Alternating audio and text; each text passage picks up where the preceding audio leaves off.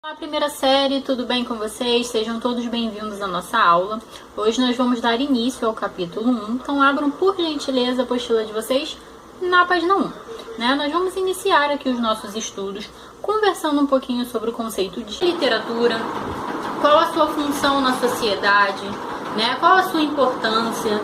Nós discutimos um pouquinho aqui sobre os movimentos literários, sobre a diferença entre o texto literário e o texto não literário. Então, para começo de conversa, gente, é importante, a gente ter assim uma mínima noção, do que é literatura, A literatura pode ser definida, como a arte que se utiliza de palavras, tá?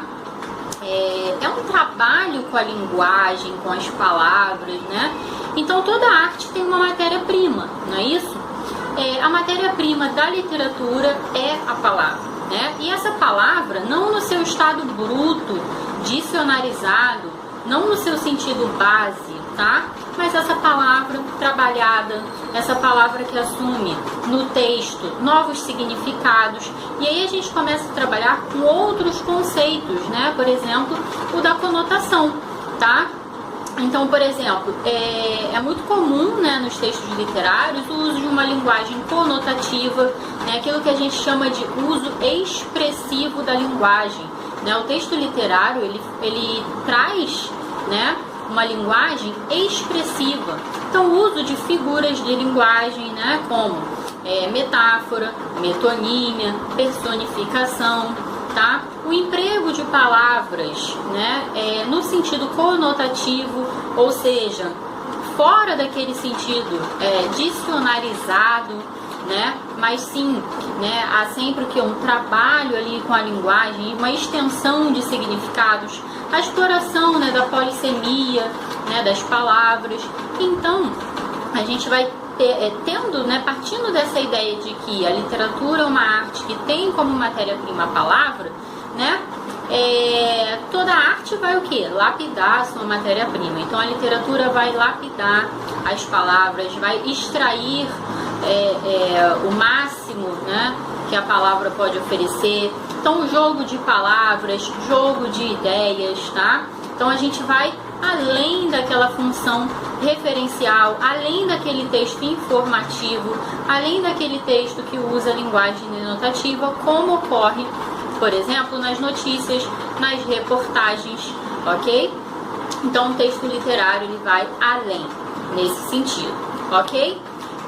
A literatura, recentemente, eu digo recentemente, mas é claro que não só no momento atual, mas em outros momentos da história, a literatura assume também uma função, um papel social, É o que a gente chama de literatura engajada. Então, muitas vezes a literatura serve como um documento de uma dada época, Serve como um instrumento, um mecanismo de denúncia social, tá? E ela é muito válida nesse sentido e também válida para registrar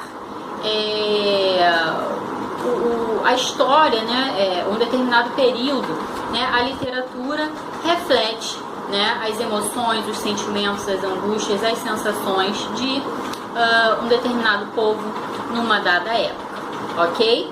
Bem, então, como atividade devolutiva de número 1, eu vou pedir que vocês façam uma pesquisa e diferenciem o texto literário do texto não literário, com exemplos, ok? Bem, continuando, aqui nós vimos, esse conceito, o que são os movimentos literários?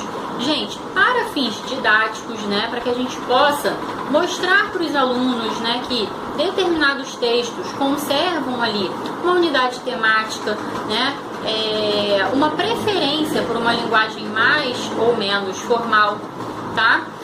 Para isso a gente faz o que? A divisão da literatura, dos movimentos, a divisão, de toda a história da literatura em movimentos literários. Esses movimentos literários,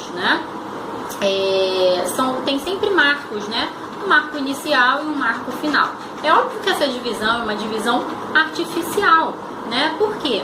Por exemplo, se nós observarmos hoje em dia os gêneros musicais, a gente pode até dizer que 2020 é o ano do sertanejo universitário. Sim, mas as pessoas escutam apenas o sertanejo universitário? Não. As pessoas escutam o samba, o pagode, o funk, né, a música gospel, enfim, a bossa nova, tá? Então a gente pode até ter ali um gênero predominante, crescente, que é mais ouvido, que é mais pedido nas rádios, mas isso não quer dizer que as pessoas só ouçam sertanejo universitário, certo?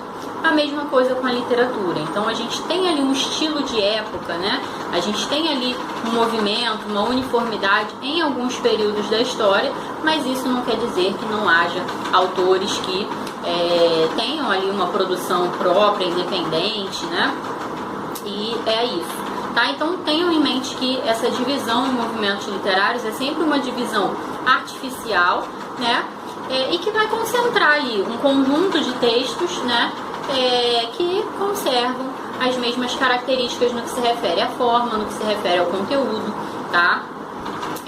Bem, então eu quero que vocês produzam um pequeno parágrafo, reflitam aí sobre esse conceito de movimentos literários e produzam um pequeno parágrafo em que vocês se posicionem, né, em relação aí a essa divisão em movimentos literários. Vocês realmente acreditam que num determinado momento é possível que todas as pessoas pensem e escrevam, se expressem da mesma forma?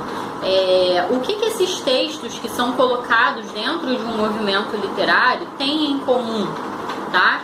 Então, se eu pego um texto e digo que ele é um texto modernista, quais são os critérios que eu vou utilizar para enquadrar num movimento literário, né? Esses textos conservam afinidades. Que afinidades são essas? Então, produzam um pequeno parágrafo aí,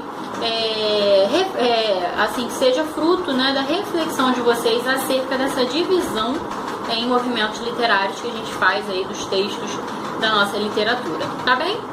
Então é isso, gente. Essa vai ser a AD2. Um beijo pra vocês e até a próxima. Tchau!